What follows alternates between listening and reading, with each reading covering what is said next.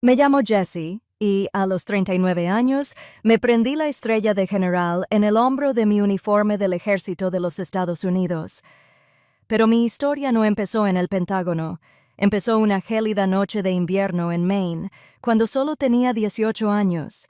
Mi padre, un hombre respetado por todo el pueblo, me miró fijamente a los ojos y me dijo con voz gélida: «Lo que llevas en el vientre es un pecado, y tú eres su recipiente. Esta casa ya no será profanada por ti». Todavía puedo ver la sonrisa de suficiencia de mi hermano mientras susurraba: «Por fin, la basura se está sacando sola». Me tiraron a la nieve con una sola maleta y la pequeña vida que crecía en mi interior, y me dieron por muerto. Pero jamás imaginaron que la chica que descartaron ese día algún día comandaría miles de soldados y que serían ellos quienes la defenderían. Avísenme desde dónde los ven. Dale a me gusta y suscríbete si crees que la verdadera fuerza nace de lo que otros desechan.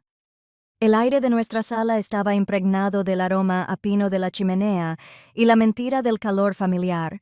Afuera, una ventisca de enero azotaba las ventanas de nuestra casa en Kennebunkport, pero dentro, la única tormenta era la que se avecinaba en los ojos de mi padre. Arthur Cooley estaba sentado en su gastado sillón de cuero, aquel que parecía más un sillón que una silla, con las manos juntas bajo la barbilla. No gritaba, nunca gritaba. Su poder no provenía del volumen, provenía de la calma escalofriante y deliberada con la que podía desmantelar el mundo de cualquiera. Habló fríamente del honor familiar, como si diera una conferencia en el ayuntamiento. Su voz, un zumbido bajo y resonante, llenaba el silencio opresivo. No me miró, al menos al principio. Su mirada estaba fija en un punto justo debajo de mi corazón, en la ligera curva de mi estómago, oculta bajo mi suéter.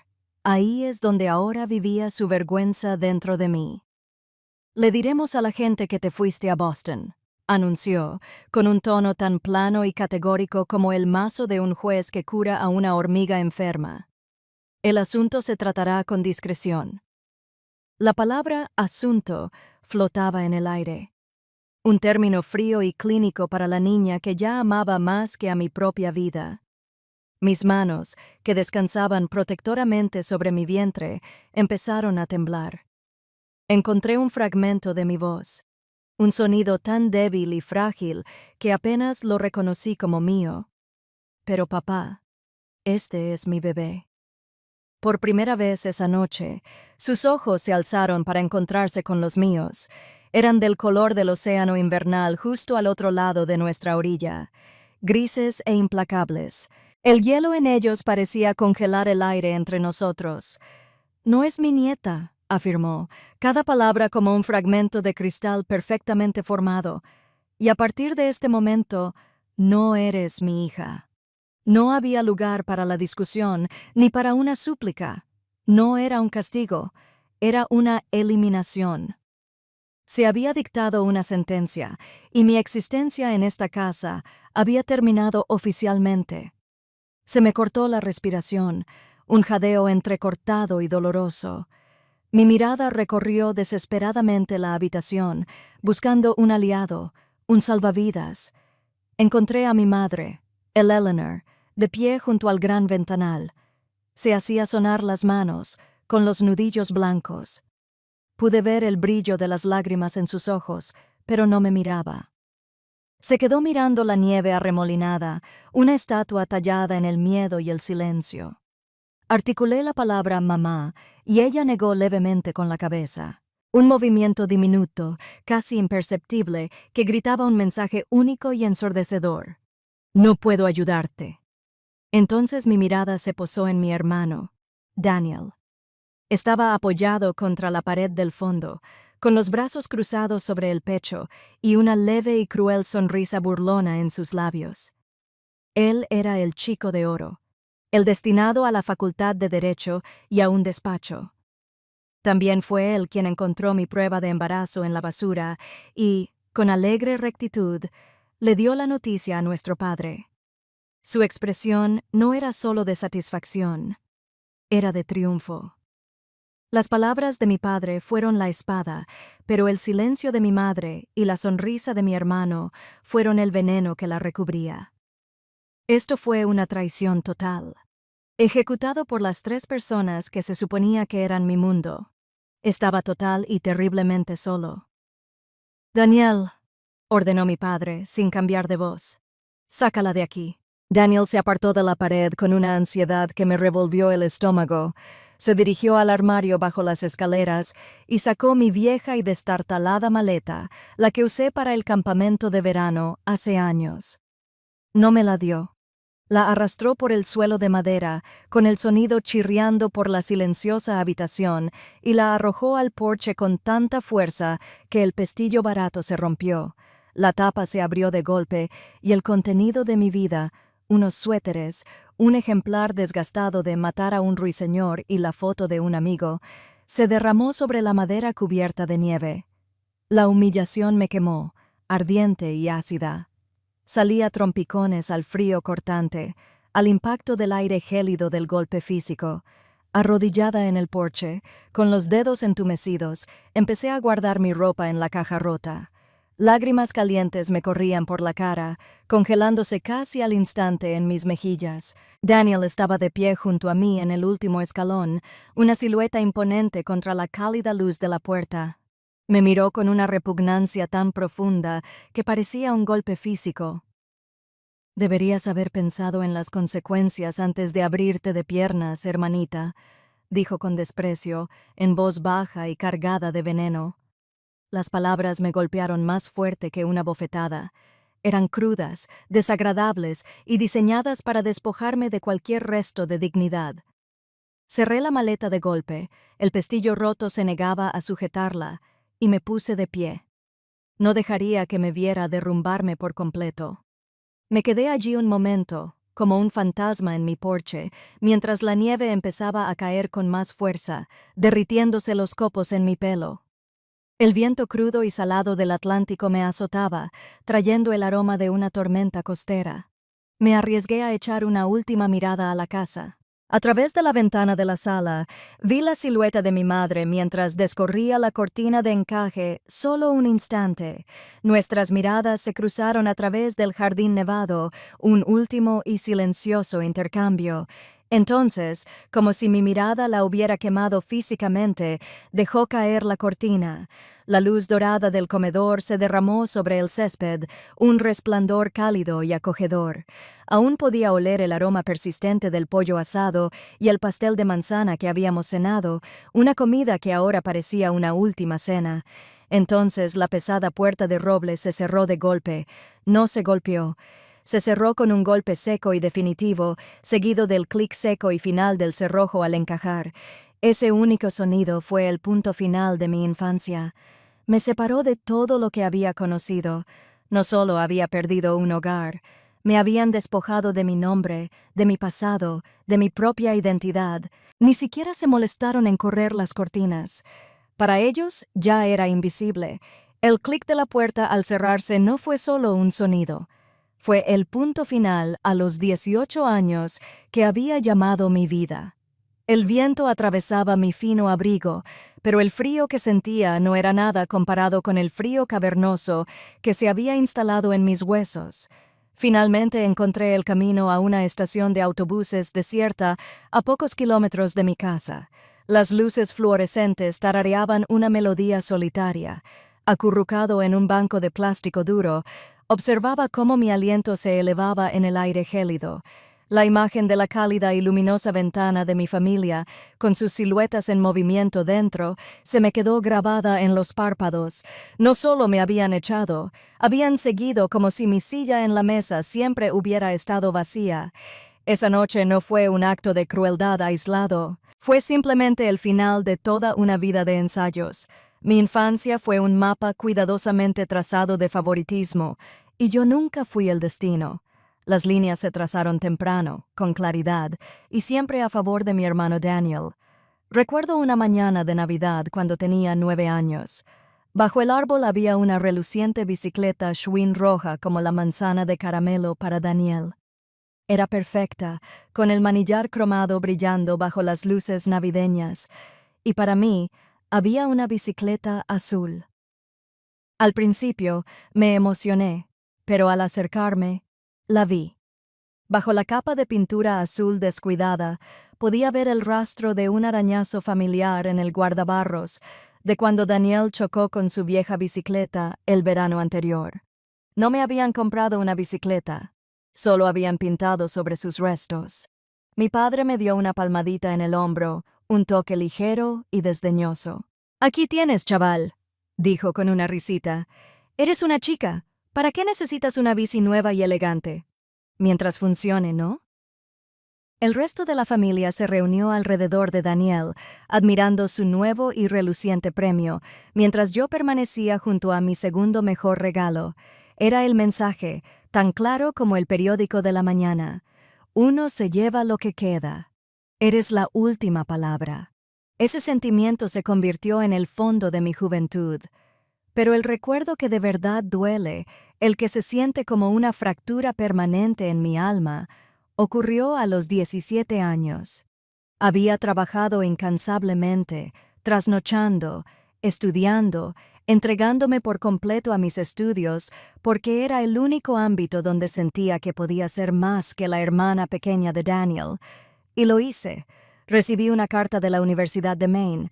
Me habían aceptado en su programa de informática con una beca completa. Recuerdo desplomarme en el suelo, con la carta apretada contra el pecho, llorando de una alegría tan pura que parecía volar. Por primera vez tenía algo que era realmente, innegablemente mío.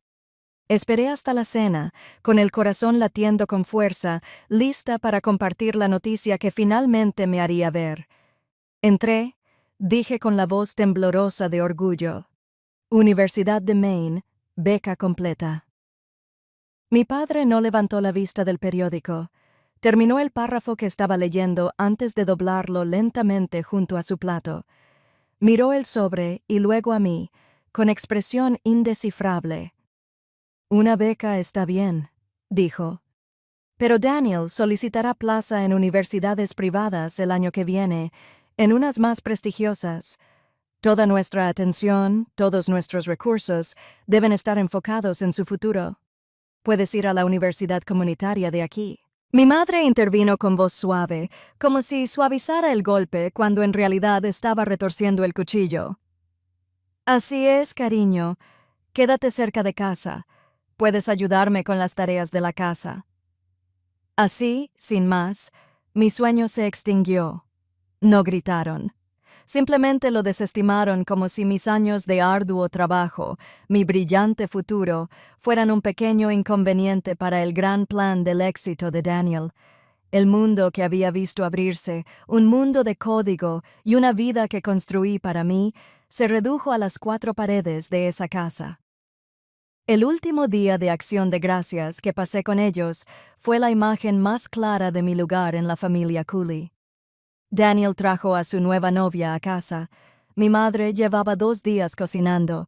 La casa se llenó de olores a pavo asado y pastel de calabaza. Mi padre abrió una botella de vino tinto caro.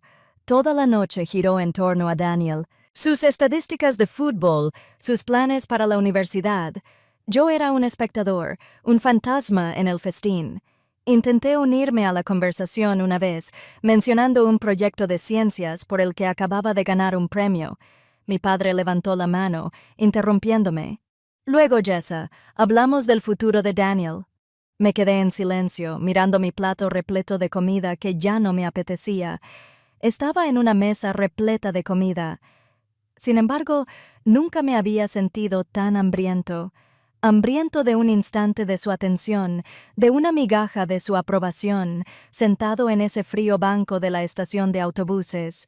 Estos recuerdos no eran solo fantasmas, eran evidencia, pruebas de un juicio que me había condenado toda la vida. Pero entonces, otro recuerdo afloró, uno más suave. Era mi abuela, la madre de mi madre. Ella era la única que me miraba como si fuera la protagonista. Poco antes de morir, me había tomado la mano con su mano suave y arrugada. Sus ojos, apagados pero penetrantes, me habían mirado fijamente. «Jessa», susurró con voz débil como el papel. Llevas un fuego dentro. No dejes que nadie lo apague, ni siquiera quienes más quieres. En ese momento, no lo entendí, pero ahora sus palabras resonaban en la estación vacía. Un tenue y cálido resplandor en la oscuridad sofocante.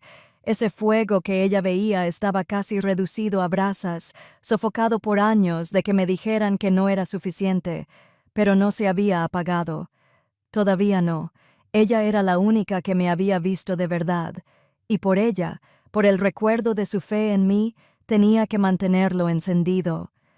Si alguna vez te han hecho sentir como si fueras la segunda opción, como si tus sueños no importaran tanto como los de los demás, por favor, apoya esta historia dándole a me gusta. Y en los comentarios, escribe la palabra fuego para decirme que sigues luchando por mantener viva tu llama.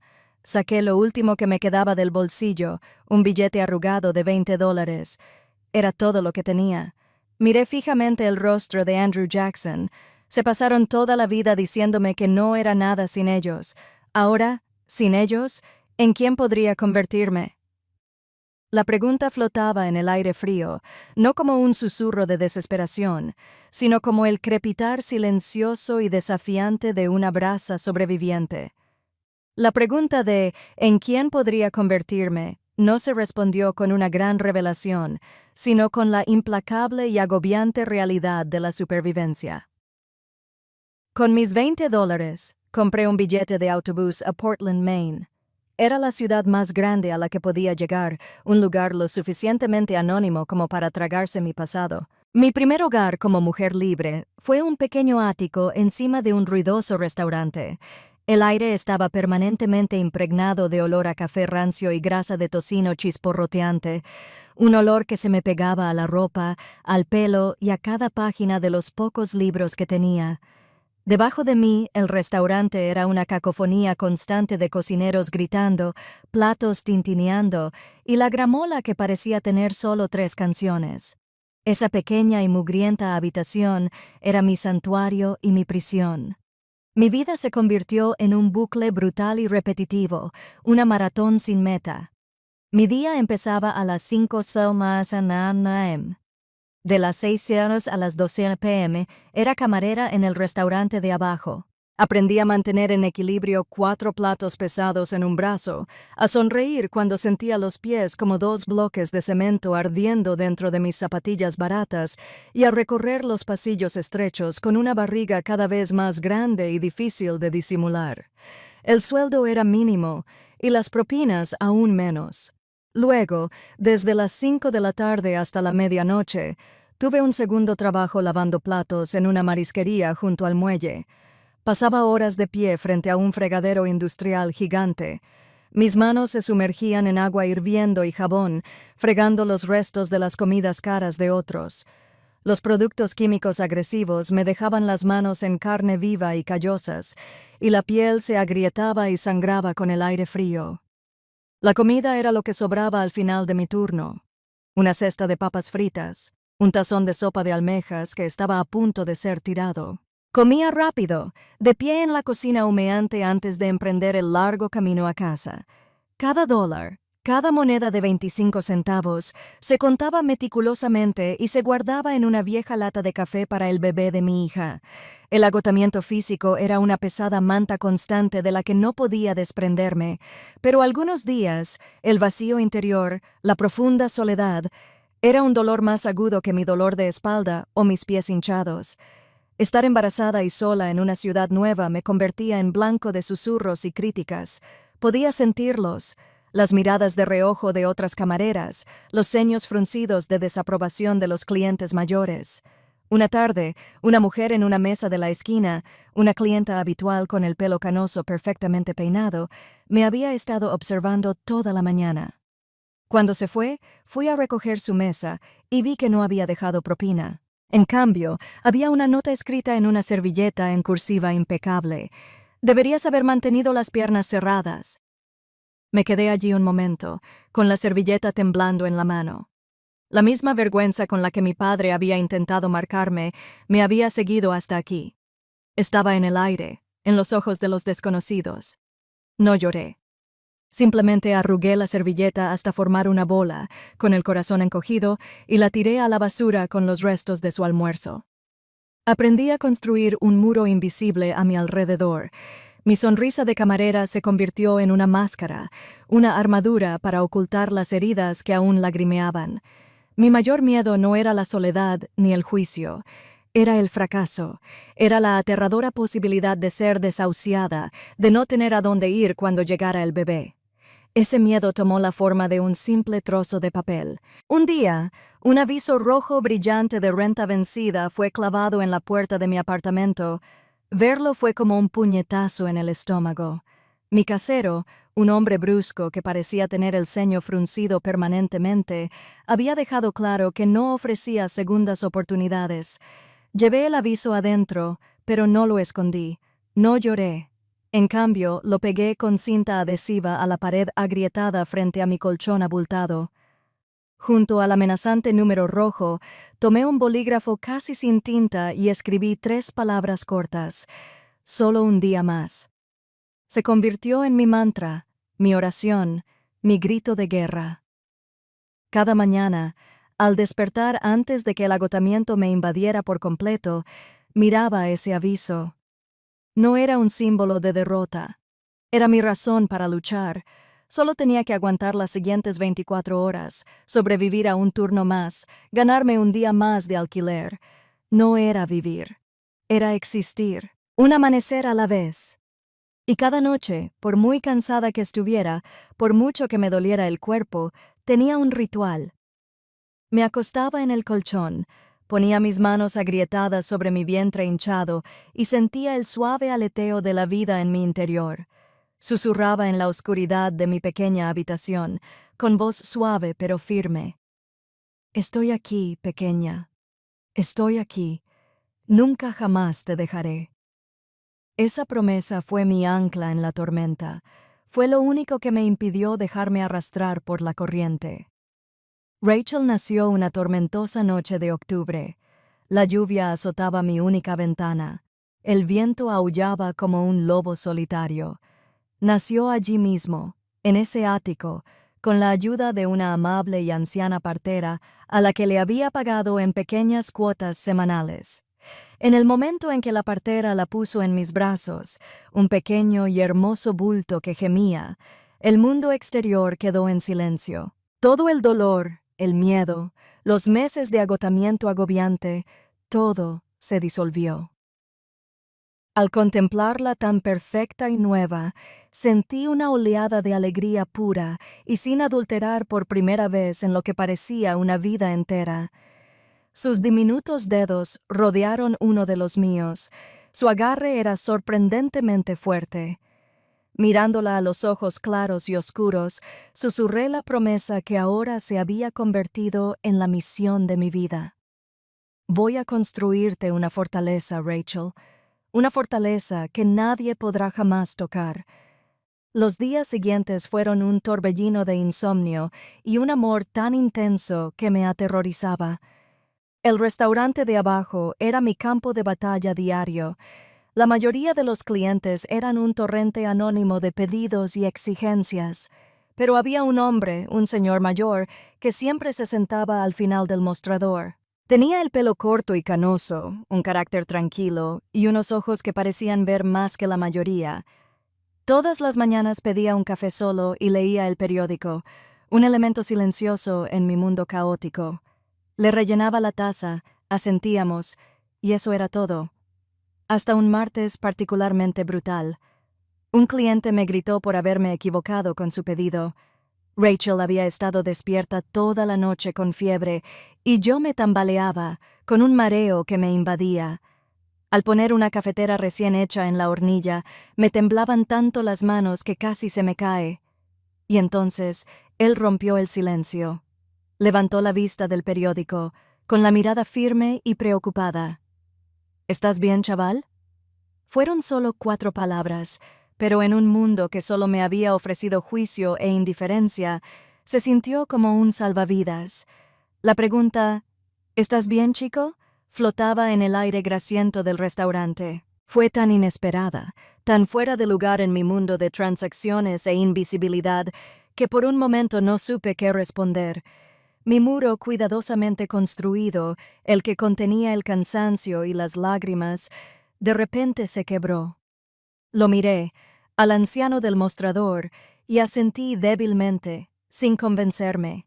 No insistió, simplemente asintió, en un silencioso reconocimiento, y volvió a su periódico, pero algo había cambiado.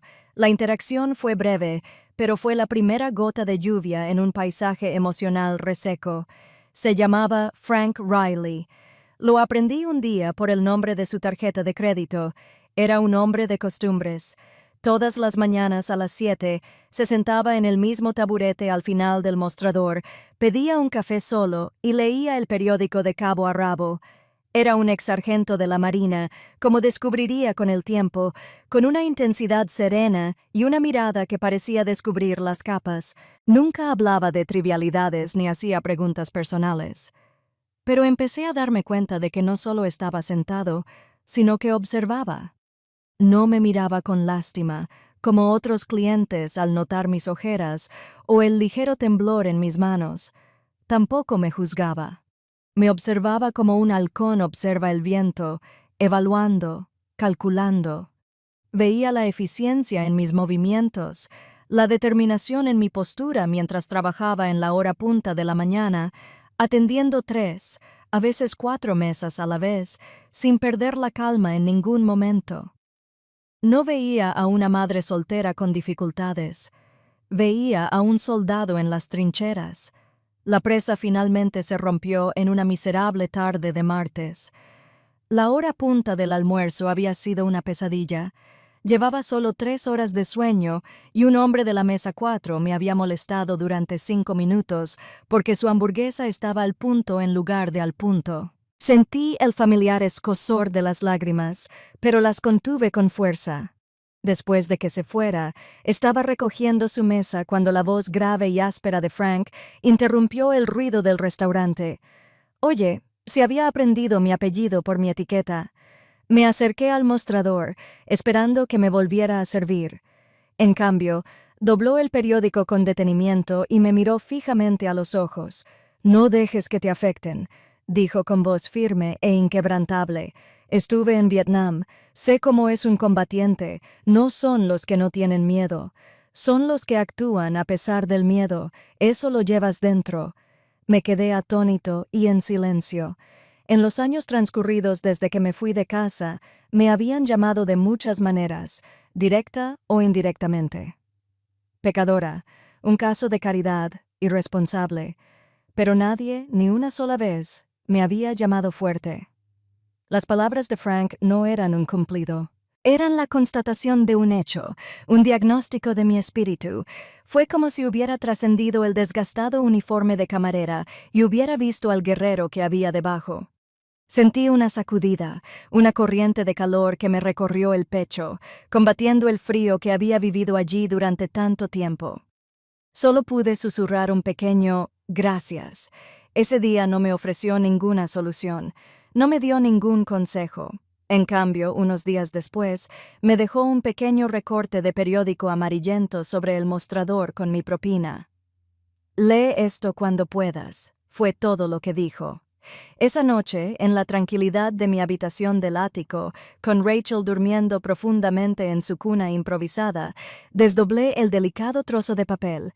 La luz de mi pequeña lámpara era tenue, pero las palabras fueron lo suficientemente poderosas como para atravesar la penumbra. Era una cita atribuida a Theodore Roosevelt. No es el crítico quien cuenta. El mérito le corresponde al hombre que está en la arena, con el rostro manchado de polvo, sudor y sangre. Que se esfuerza valientemente, que se equivoca, que falla una y otra vez, pero que realmente se esfuerza por lograr sus objetivos. Las lágrimas me inundaron los ojos y me corrieron por las mejillas, pero eran lágrimas diferentes. No nacían de vergüenza ni de autocompasión. Eran lágrimas de reconocimiento. Mi padre con sus frías declaraciones de honor, mi hermano con sus susurros petulantes y crueles, la mujer con su tono crítico. Eran los críticos sentados a salvo en las gradas, señalando cómo tropecé. Pero yo era el que estaba en la arena. Mi rostro estaba manchado por la grasa del restaurante y las lágrimas de agotamiento. Tenía las manos encallecidas por la lucha. Yo era quien luchaba, caía y se levantaba. Por primera vez vi mi lucha no como una marca de vergüenza, sino como una insignia de honor. Una semana después, Frank finalmente mencionó lo del ejército. Fue directo, sin edulcorarlo. No lo presentó como una solución mágica. Habló de la disciplina, el sacrificio, las largas noches fuera de casa que serían especialmente difíciles para una madre. Pero luego habló de las cosas que anhelaba. Como una persona hambrienta anhela comida, estabilidad, un sueldo fijo, seguro médico para Rachel. La ley GE, que significaba una educación universitaria, la que me habían robado, aún era posible. Y lo más importante, habló de hermandad, camaradería, una familia forjada en las dificultades compartidas, construida sobre el mérito y el respeto, no sobre la casualidad de la sangre. El ejército no te dará una vida fácil, dijo, removiendo su café, con la mirada fija en el líquido negro. No está diseñado para eso, pero te dará una oportunidad justa de luchar por uno. Y para un soldado, una oportunidad justa es todo lo que se puede pedir. Metió la mano en su billetera y sacó una tarjeta de visita pequeña y nítida. Era para la oficina local de reclutamiento del Ejército de los Estados Unidos. La dejó sobre el mostrador entre nosotros. Mi mano tembló ligeramente al alcanzarla. La tarjeta se sentía pesada, densa con el peso de una decisión que nunca pensé que tendría que tomar. Esa noche, no la guardé en un cajón para que se olvidara. Mientras le cambiaba el pañal a Rachel, la metí en el bolsillo lateral de su pañalera, junto a las toallitas húmedas y un chupete de repuesto. La tarjeta quedó allí, entre las cosas que pertenecían al futuro de mi hija. Aún no estaba lista, pero por primera vez en mucho tiempo vi una puerta en lugar de solo paredes. La puerta que Frank había abierto seguía siendo solo un rayo de luz en mi mente, una posibilidad que aún no me atrevía a considerar. Durante casi un año, mi vida se había asentado en un ritmo de supervivencia y mi pasado se había convertido en un dolor lejano y silencioso. Entonces llegó una carta. El sobre era de un suave color crema, con mi nombre y dirección escritos con la familiar y elegante caligrafía de mi madre. Fue el primer contacto desde aquella noche. Me temblaban las manos al abrirla. La carta estaba llena de palabras cuidadosamente escogidas de falso remordimiento. Me extrañaba, escribió. Pensaba en mí todos los días.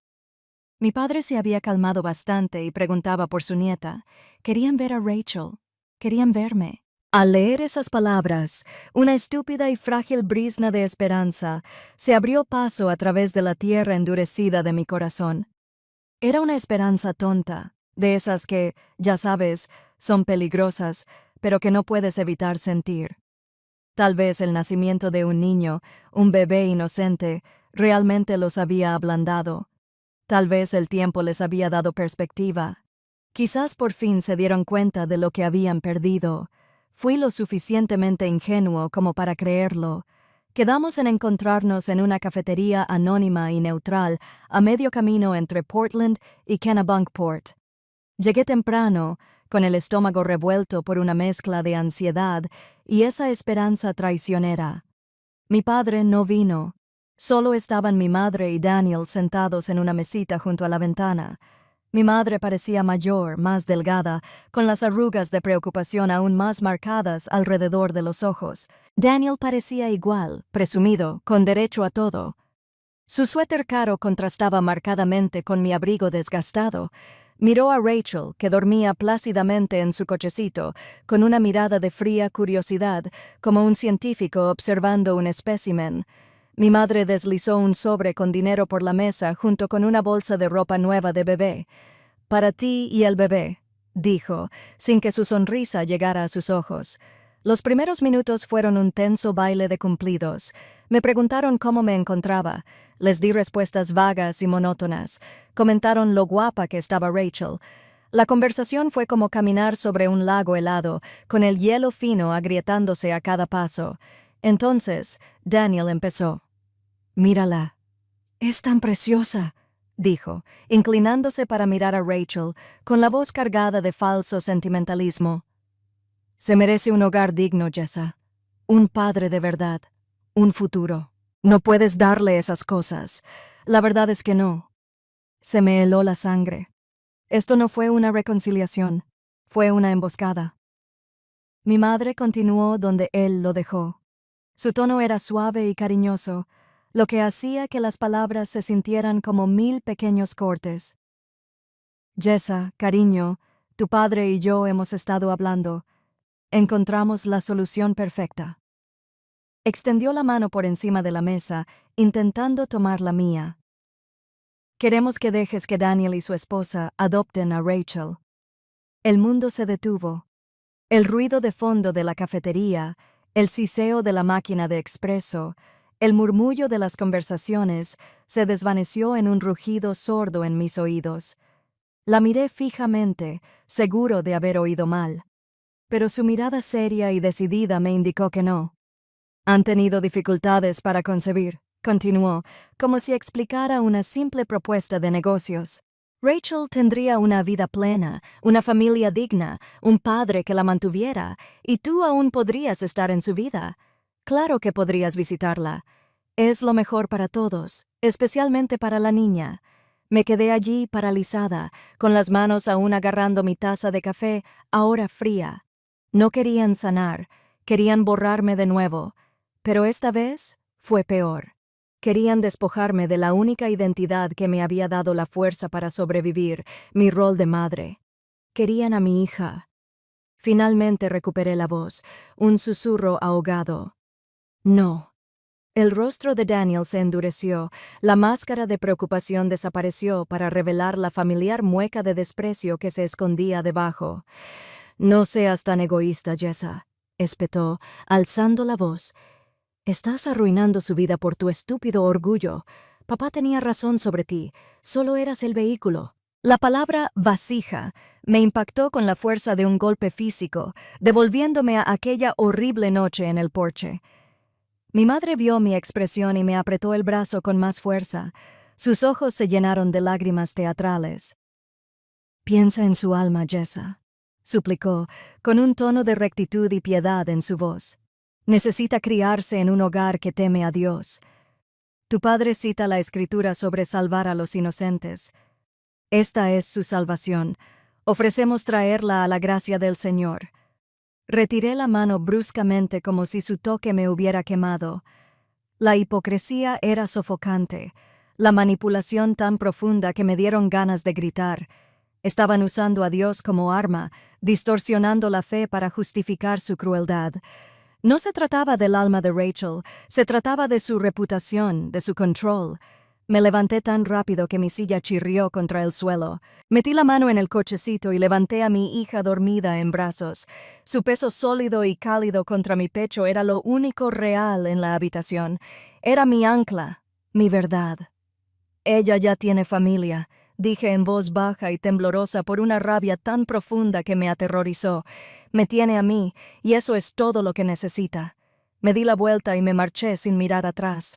Los dejé allí sentados con su dinero, su ropa de bebé y sus expresiones de superioridad moral, los rostros de quienes se habían convencido de que la crueldad era una forma de amor. El camino de regreso a la estación de autobuses fue un borrón. Cuando por fin regresé al sofocante silencio de mi ático, acosté con cuidado a Rachel en su cuna. Se movió un momento, luego volvió a dormirse, su pequeño pecho subiendo y bajando con un ritmo de perfecta inocencia, y finalmente me derrumbé. Me deslicé por la pared, con el cuerpo temblando en silenciosos sollozos desgarradores. No era solo ira, era un miedo puro y profundo. Tenían dinero, tenían influencia. Mi padre era un hombre respetado. ¿Qué les impediría volver con abogados y órdenes judiciales pintándome como una madre incompetente y pecadora? Tenían el poder de arrebatármela. Mi mirada desesperada y aterrorizada se posó en la pañalera del rincón, en la tarjeta de visita. Las palabras de Frank resonaban en mi cabeza. Una oportunidad justa para luchar. Mi miedo empezó a ablandarse, endureciéndose en algo más, algo frío y agudo. Resolución. Me arrastré hasta la bolsa, con las manos aún temblorosas, y saqué la tarjeta. Me quedé mirando las nítidas letras negras. Ejército de los Estados Unidos. Querían arrebatármelo todo, mi pasado, mi futuro y ahora a mi hijo. No se detendrían. No podía luchar contra ellos con las propinas de una camarera y el corazón roto. No podía luchar contra ellos sola.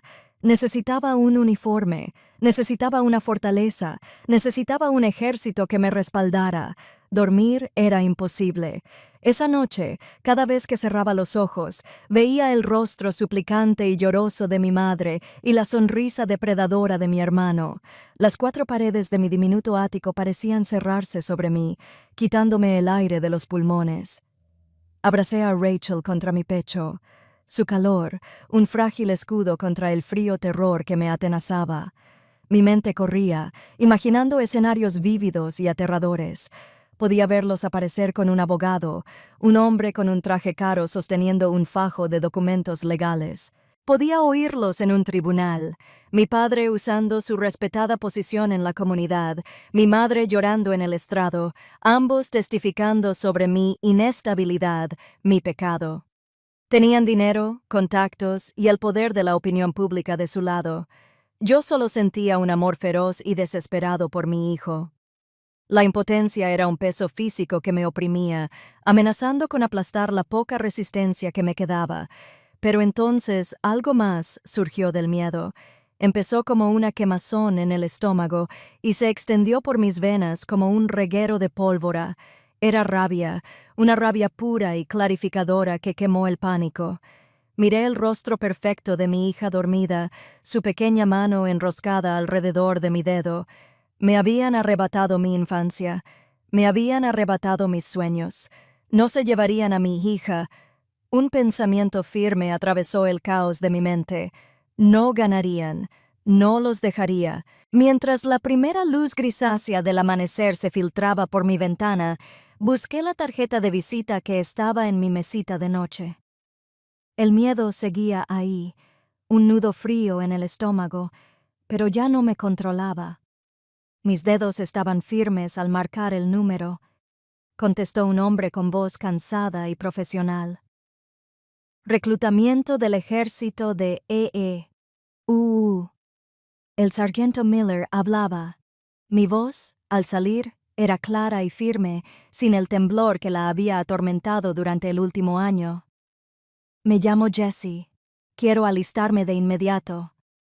Hubo una breve pausa al otro lado de la línea.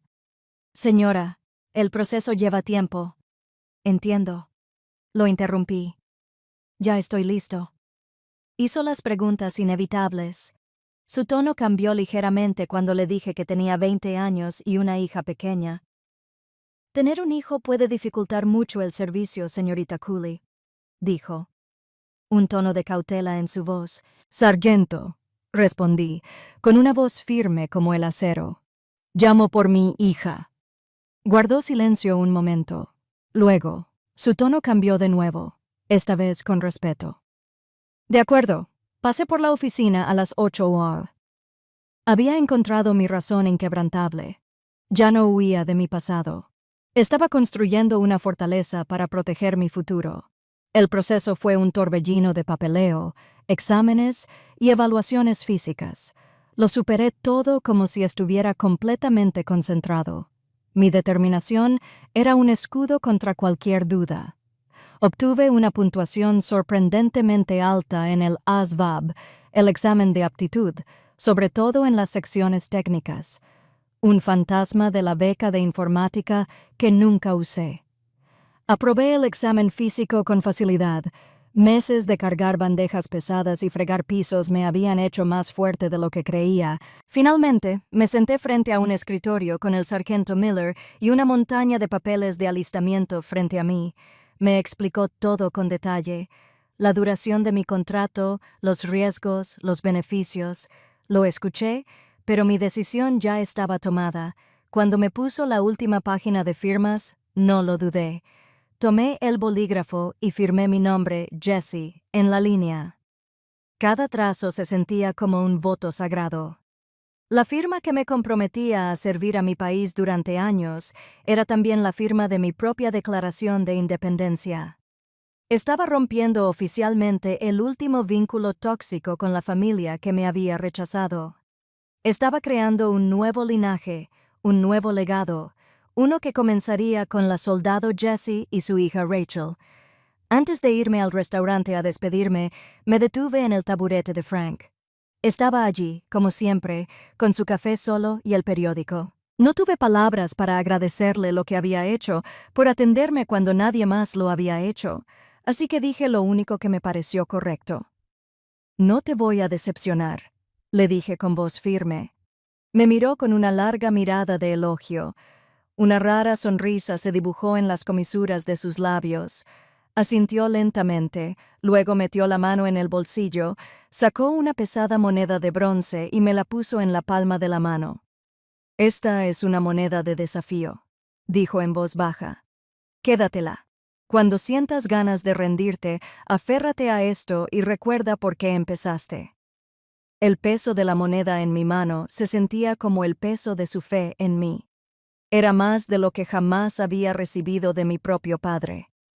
Me quedaba una última cosa por hacer.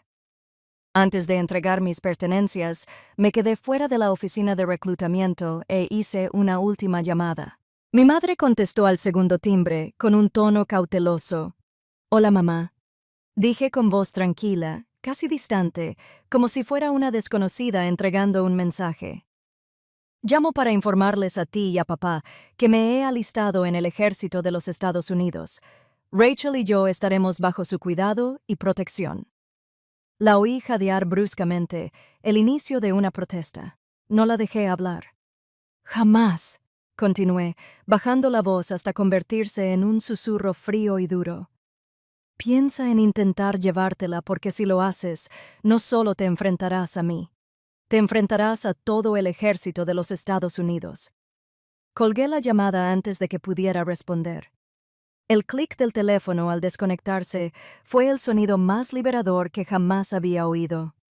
No fue solo una conversación lo que terminé, fue toda una vida de miedo. El reclutador que tramitó mis documentos finales, un sargento diferente, me entregó mis órdenes de viaje. «Bienvenido al ejército de los Estados Unidos», dijo con una sonrisa cansada. «Tu vida nunca volverá a ser la misma». Tenía razón. Cuando salí de esa oficina y me encontré con el brillante sol de la tarde, ya no era Jessie. La marginada, la vasija, la chica arrojada a la nieve, era reservada y tenía una guerra que ganar. Si alguna vez has tenido que tomar una decisión drástica para protegerte a ti mismo o a tus seres queridos, dale a me gusta para ver la valentía de Jess. En los comentarios, escribe la palabra guerrera si crees que tomó la decisión correcta. El viaje en autobús a Fort Jackson, Carolina del Sur, fue un descenso a un mundo nuevo. El exuberante paisaje verde de Maine dio paso al calor húmedo y sofocante del sur. Desde el momento en que bajé del autobús, mi antigua vida terminó. Me quitaron la ropa de civil, me cortaron el pelo y mi identidad quedó reducida al nombre grabado en mi uniforme. Desde el primer día ya era un objetivo. A los 20 años, era un anciano entre un mar de jóvenes de 18 años recién salidos del instituto. Mi sargento instructor, un hombre corpulento como un bulldog y con una voz que parecía grava en una licuadora, me plantó cara a cara, con el aliento caliente y olor a café rancio. «¿Crees que esto es un resort para madres solteras?», gritó, y su voz resonó por toda la formación. «No hay debilidad aquí. ¿Me entiendes?». Algunos de los otros reclutas rieron disimuladamente. Una chica en la litera de al lado, una chica ruda de Chicago llamada Díaz, empezó a llamarme abuela. No reaccioné. Simplemente apreté la mandíbula, miré fijamente a los ojos furiosos del sargento instructor y grité la única respuesta. «Sí, sargento instructor. El dolor físico que estaban a punto de infligirme no era nada comparado con los insultos que ya había sobrevivido. Este era simplemente un tipo de fuego diferente.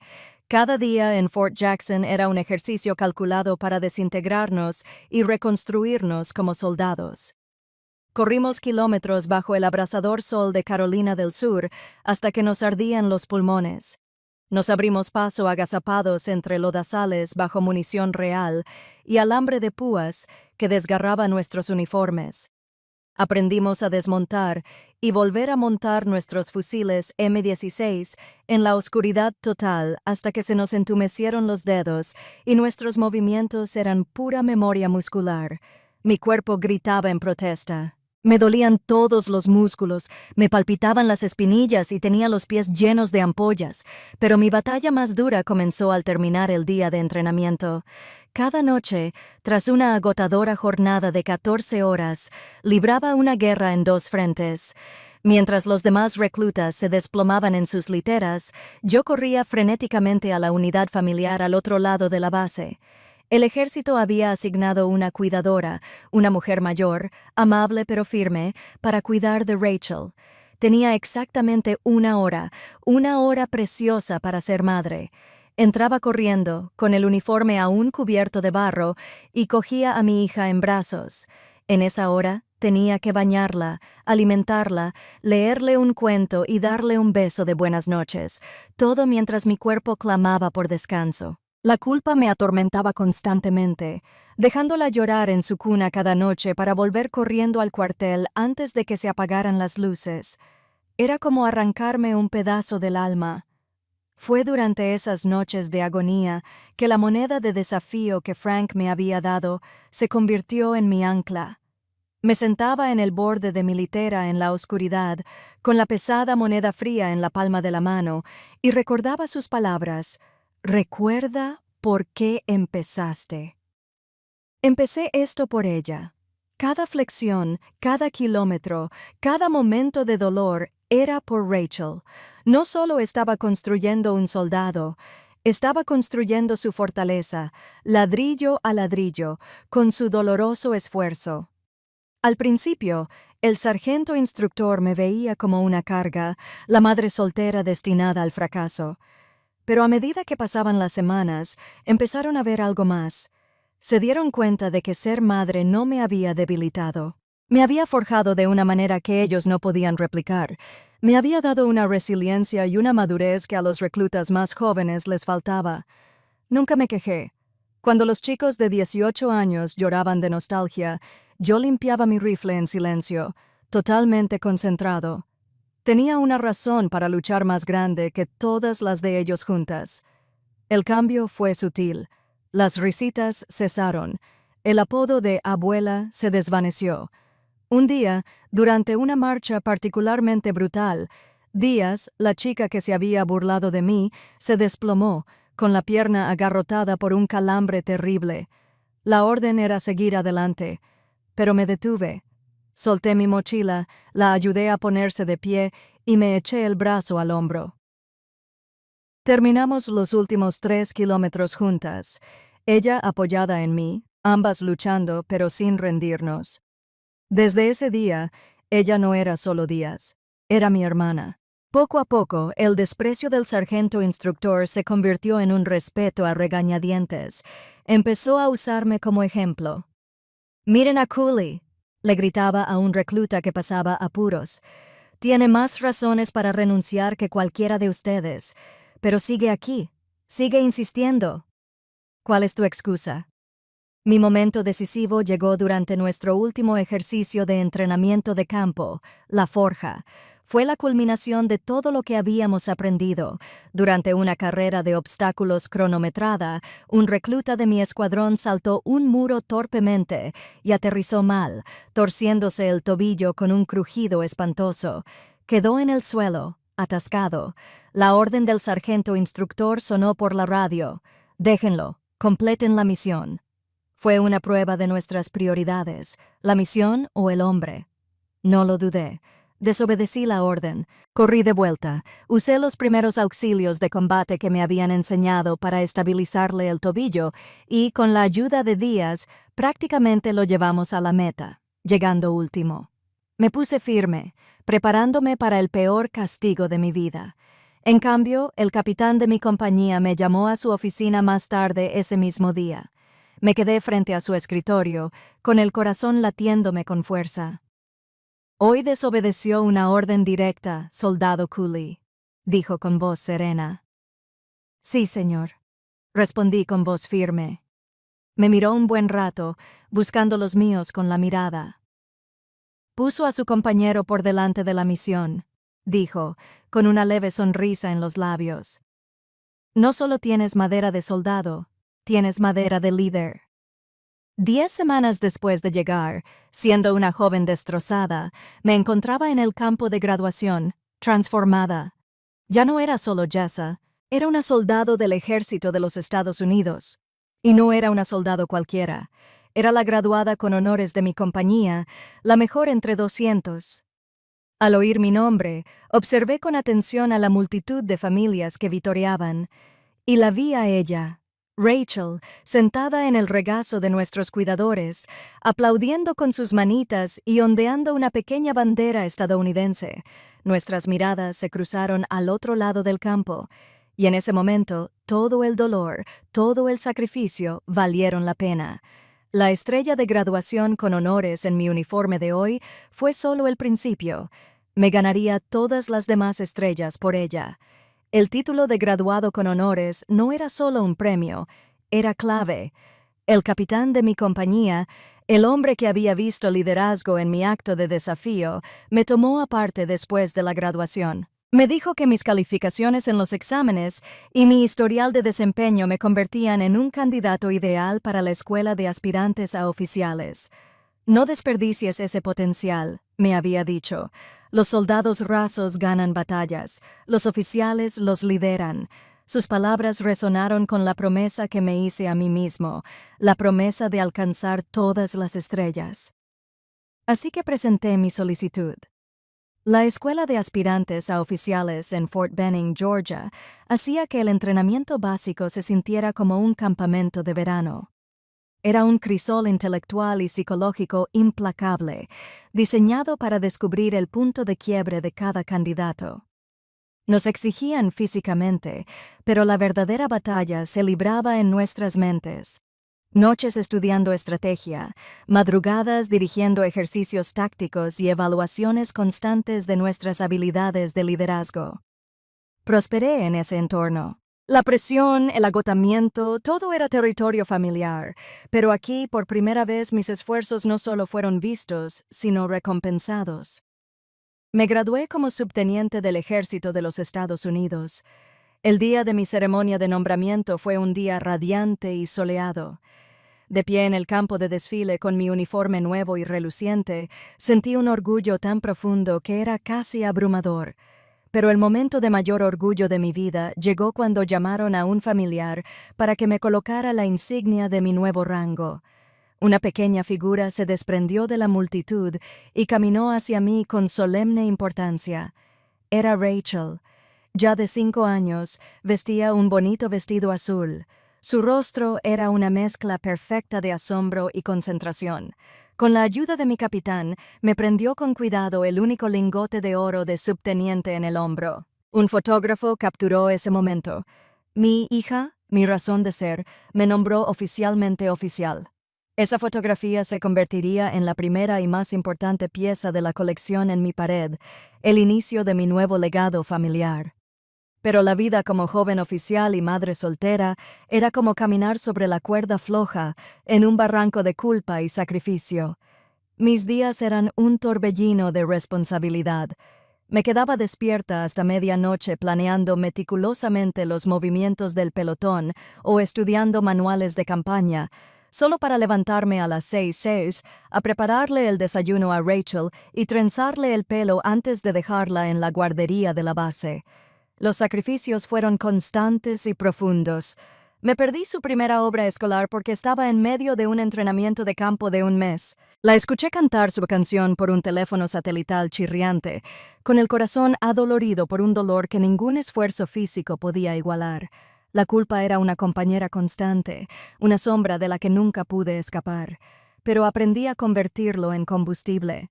Miraba su foto pegada en el casco y me recordaba que cada largo día, cada cuento perdido antes de dormir, era una inversión en su futuro. Estaba construyendo su fortaleza, y las fortalezas requieren sacrificio.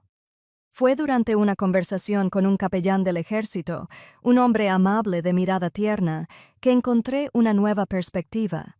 No era un predicador, pero compartió un versículo de la Biblia que me quedó grabado. Entonces conocerás la verdad, y la verdad te hará libre. Para mí no se trataba solo de fe, se trataba de la idea de que la verdad, mi verdad, tenía un poder que aún no había aprendido a manejar. Esa idea se convirtió en un arma 2 años después, en el polvo y el calor de Irak. Estaba en mi primer despliegue al mando de un pelotón de señales. Una tarde sofocante, un compañero teniente de Maine me dio su tableta. Oye, mira esto, tu viejo está dando que hablar en casa. En la pantalla había un artículo del Portland Press Herald. El titular decía, Senador estatal Cooley, la familia y el sacrificio son la piedra angular de nuestra nación. Debajo había una foto de mi padre, Arthur Cooley, con aspecto de estadista y sincero, hablando en un evento del Día de los Veteranos. Se postulaba para la reelección y su plataforma se basaba en los mismos valores que él mismo había profanado.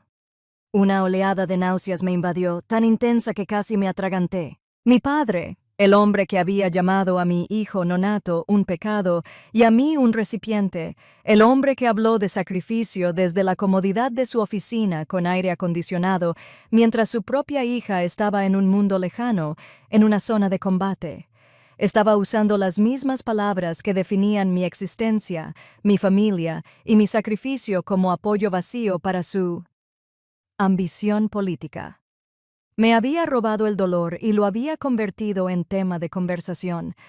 Como si el universo tuviera un enfermizo sentido de la ironía, ese mismo día llegó un envío de correo. Dentro había una carta con la caligrafía familiar de mi madre. El momento fue casi cómico en su crueldad.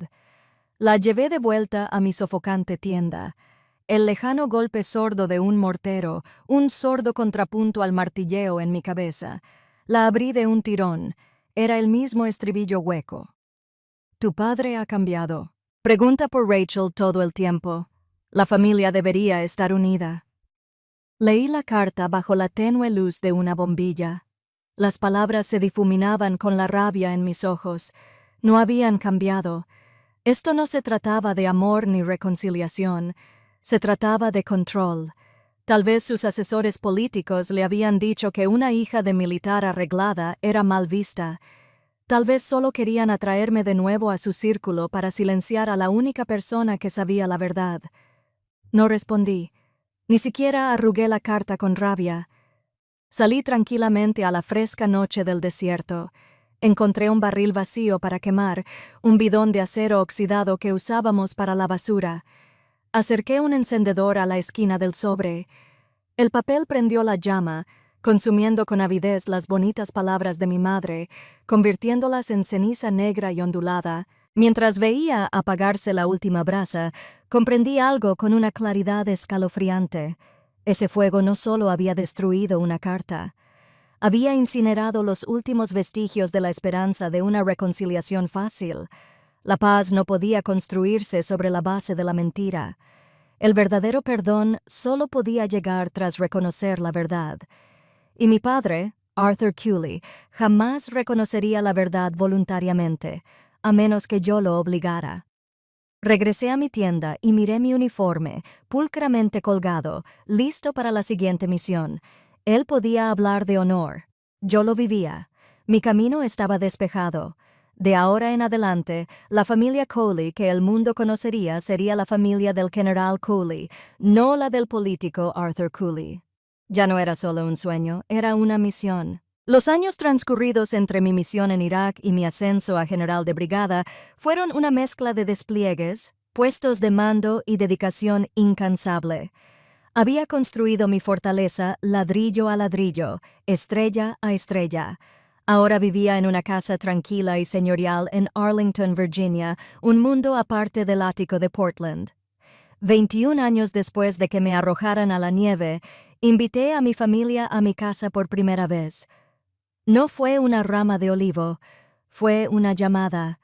En cuanto el Lincoln sedán negro de mi padre llegó a mi entrada, el aire se llenó de una historia no contada. Mi joven y avispado capitán los recibió en la puerta con una formalidad militar impecable. «Bienvenidos a la residencia del General Coley», dijo que su énfasis en mi título era una salva inicial sutil pero clara. Mi padre, Arthur Cooley, bajó del coche. La edad y la enfermedad lo habían encorvado, pero aún se movía con un aire de autoridad inmerecida. Mi madre lo seguía, una sombra nerviosa, mientras que Daniel, ahora un abogado corporativo con calvicie, miraba a su alrededor con aire de propietario, como si evaluara el valor de la propiedad. Pero al entrar en mi sala, su confianza empezó a flaquear. Este no era su territorio. La habitación no estaba llena de fotos familiares, sino de los rostros de mi familia elegida. Frank Riley estaba sentado en un sillón junto a la chimenea, con una apariencia sólida e inamovible como una montaña. Mi antiguo sargento instructor, ahora sargento mayor, estaba de pie junto a la ventana, con una postura que irradiaba disciplina. Díaz, ahora capitana condecorada, estaba a su lado.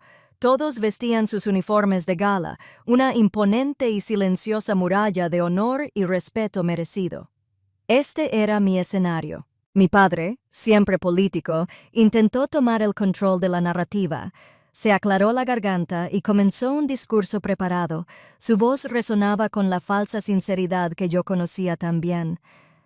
Todos cometemos errores en el pasado. Empezó, recorriendo con la mirada la sala, pero evitando la mía. Lo importante es que la familia encuentre la manera de perdonar, de seguir adelante. Habló de mi éxito como si fuera una extensión natural de su propio legado, la hija pródiga que finalmente lo supera. Intentaba replantear 21 años de crueldad y abandono como un simple error. Daniel estaba a su lado, asintiendo solemnemente. Mi madre se quedó mirando el intrincado estampado de la alfombra persa, un retrato de silenciosa complicidad. Lo dejé terminar. Me quedé completamente inmóvil, con las manos entrelazadas tranquilamente a la espalda, mi rostro convertido en una máscara indescifrable de compostura militar. Mi silencio lo desconcertaba más que cualquier arrebato. Cuando su voz se apagó en el pesado silencio, finalmente hablé. Mi voz no era fuerte, pero atravesó la tensión como una navaja, clara y fría, con el peso de una orden.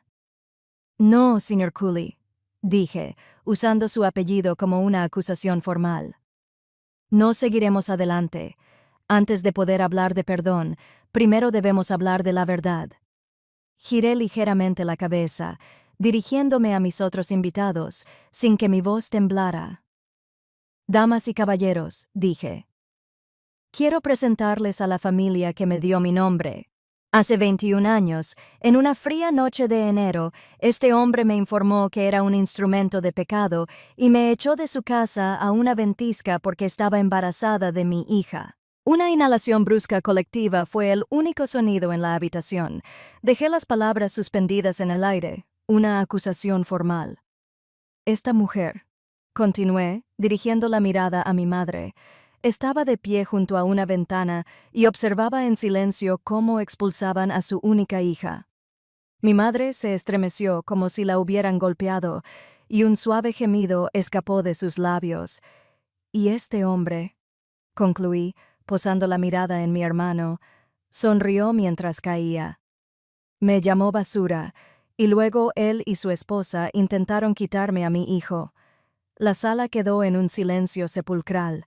La fachada cuidadosamente construida de Arthur Cooley, respetado senador estatal, honorable hombre de familia, se hizo añicos. Quedó allí, expuesto, no frente a sus electores, sino frente a soldados, personas para quienes palabras como honor y lealtad no eran argumentos políticos, sino pactos sagrados. Ante sus ojos impasibles y críticos, él no era un político poderoso, era solo un cobarde. Un anciano débil, despojado por una verdad que ya no podía manipular ni negar. Me miró y, de verdad, me miró. No miraba a la chica que había desechado. Miraba a una general del ejército de los Estados Unidos, una mujer que comandaba a miles, una mujer que ostentaba todo el poder en esta sala. Vio ojos que no le temían, que no necesitaban su aprobación, solo el destello frío y duro de una fuerza implacable. Su rostro, ya pálido por la enfermedad, se tornó ceniciento. Sus labios temblaron, separándose como para defenderse, pero no pronunció palabra. El silencio se extendió denso y sofocante. Y entonces sucedió. Las palabras que había esperado toda una vida escuchar, no como una súplica desesperada por su amor, sino como los términos de su rendición incondicional. Salieron como un susurro entrecortado y estrangulado, apenas audible, pero resonando como un cañonazo en la habitación silenciosa. ¿Me equivoqué? Inclinó la cabeza, no en un gesto de asentimiento, sino en una profunda reverencia de derrota. No fue una gran disculpa, no fue una sincera súplica de perdón, fue una capitulación, fue la rendición total y completa de su poder sobre mí. Y en ese momento, las cadenas invisibles de vergüenza e incompetencia que habían envuelto mi corazón durante 21 años simplemente se disolvieron, se convirtieron en polvo y se esfumaron. Mi ayudante del campamento, percibiendo el cambio, dio un paso al frente. «Puedo acompañarte a la salida», dijo con voz educada pero firme. Se marcharon sin decir una palabra más, una procesión silenciosa y derrotada. Tras irse, mis invitados se dispersaron en silencio, dejándome sola en la repentina quietud de mi sala. No me sentí triunfante, no me sentí vengativa, simplemente me sentí tranquila, libre. Mi mirada se desvió hacia la pared sobre la repisa de la chimenea. Mi muro de legado, como lo llamaba Rachel. Estaba lleno de fotografías y medallas de mi carrera, mi graduación de la OCS, fotos con mi pelotón en Irak y mis ceremonias de ascenso. Me acerqué a una pequeña caja de madera en una mesa auxiliar y la abrí. Dentro había una sola fotografía descolorida que nunca había mostrado.